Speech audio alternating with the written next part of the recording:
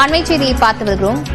பாதுகாப்பிற்கான நாடாளுமன்ற நிலைக்குழுவின் ஆலோசனைக் கூட்டம் டெல்லியில் தொடங்கி இருக்கிறது. இது தொடர்பான விவரங்களுடன் செய்தியாளர் சுசித்ரா இணைந்திருக்கிறார். சுசித்ரா, இந்த ஆலோசனைக் கூட்டத்தில் என்னென்ன முக்கிய முடிவுகள் எடுக்கப்படவிருக்கின்றன?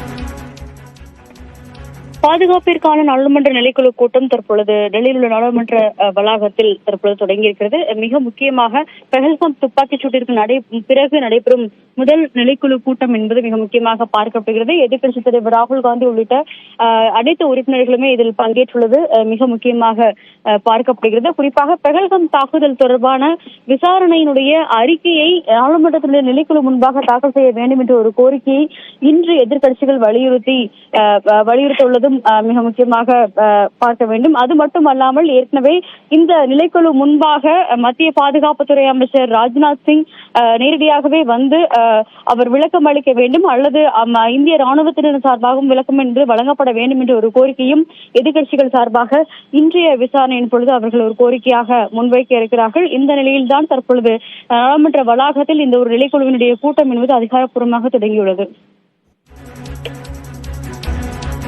விவரங்களுக்கு நன்றி.